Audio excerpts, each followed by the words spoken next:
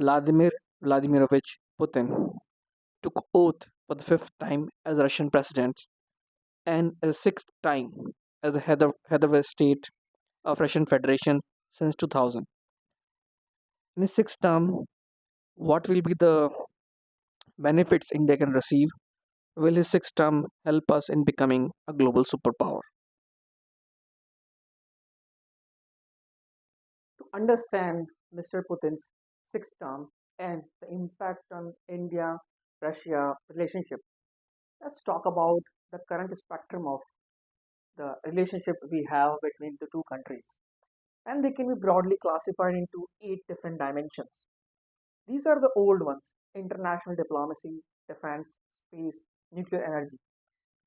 And the new ones are natural resources like minerals, market access, labor and talent pool, and transportation linkages. International diplomacy is very normal. Defense, we know that we are at the receiving ends of Russian weaponry. And space, Russia was giving us technology since the inception of Indian space program.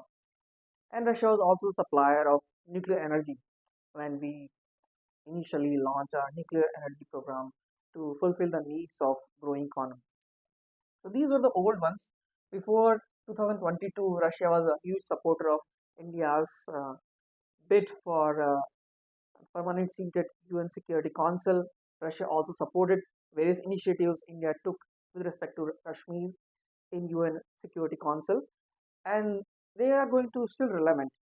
But the new areas highlighted in red colors are the ones I'm going to talk about now. So when we talk about minerals, what do I mean by that?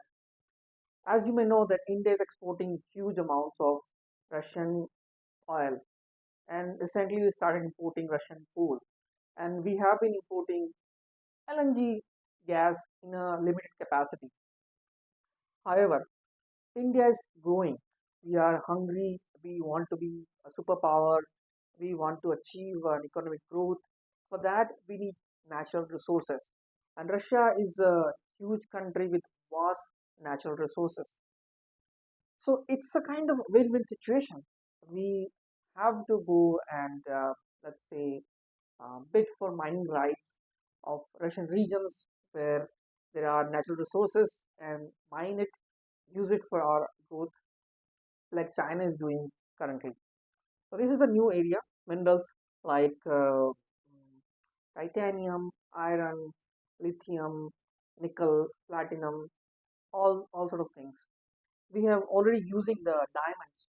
Russia has been one of the biggest natural producers of diamond, and we are importing the diamonds. And Surat is has the biggest diamond cutting um, industry.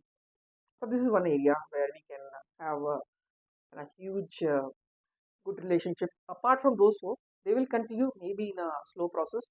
But minerals is a area where we can really tap the potential of Russian natural resources, and Russia can find a good market in the form of India, which gives to the second point, the market. As you know, Western countries put sanctions on Russia. They also try to cut off Russia from the global financial system. So Russia naturally needs a new market, and India can be that new market for Russian companies, for Russian natural resources, for Russian technology, and also India can be one of the places where Russian companies can manufacture their products in a cheaper way, and they can export to different markets of Asia, Africa, or anywhere else. And for us, it's interesting that we need investment, we need foreign direct investment, we need technology, and Russia can be one of those countries. They have a huge surplus money now because they are earning money by selling oil, gas, and coal, but they cannot invest them in Western countries now. So they have to find new places to invest, and India can be one of those places. So this is market is a win-win situation for both India and Russia if we can tap it very in a good way. Labor pool or a talent pool, as you know, or if you don't know, various statistics have suggested that Russian population is going to decline in the future, and they need people to fulfill their um, growing economic needs. And Indians, educated Indians, can be can find Russia as one of the places to go and work. This is interesting because um, normally Indians go to English-speaking countries like America, Britain, New Zealand, Australia, Singapore, or Middle Eastern countries which are closer to India. And Russia is not really in the list of migration compared to the places of studying. Like we have thousands of Indians studying doctor, sorry, MBBS programs in Russia, but they are not settling there. More or less, they're coming back. So this can be an interesting proposition for Indians to find and go in Russia, and Russia can attract uh, Indian talent in the future. Talking about transportation, this is a new area, and transportation can be split into three: aviation, railway.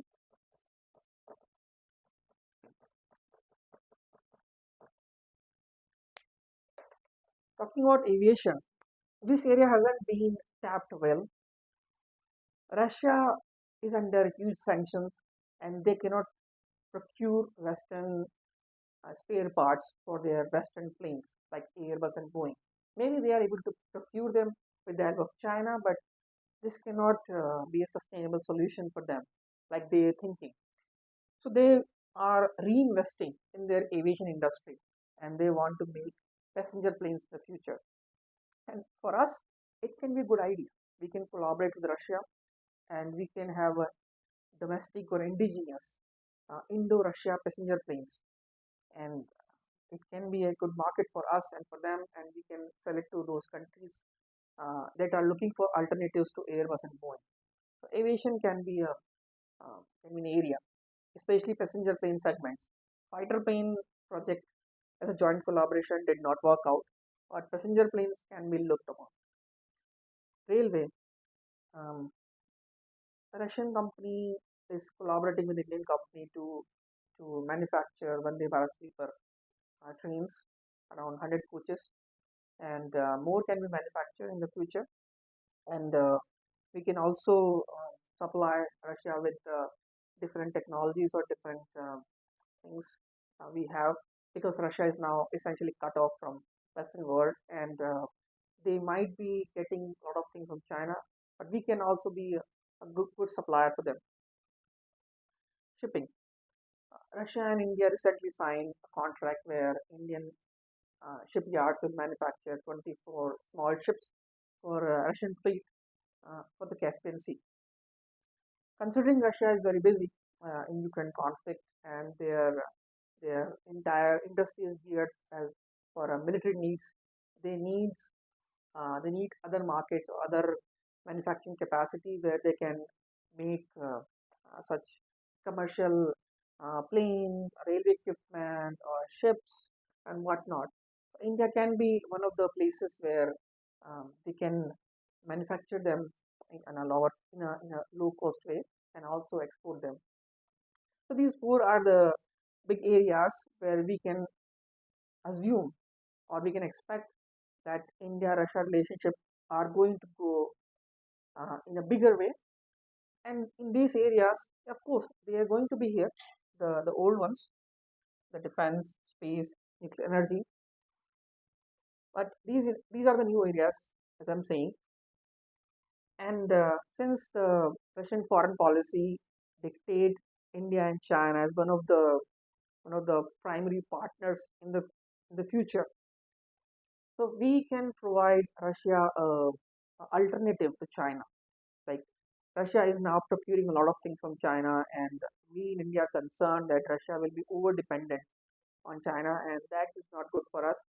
So by diversifying um, our relationship or trade into new areas, we can provide Russia an alternative partner and reduce their dependency on China.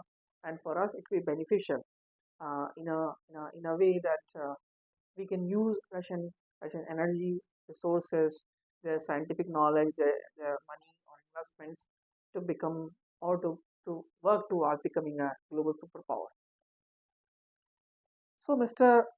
Vladimir Vladimirovich Putin's sixth term is going to be beneficial for us because he is going to continue the same policies which has been laid out in his own terms, and it is more relevant if Russia finds new partner after 2022 and after cutting off their main market in Western world.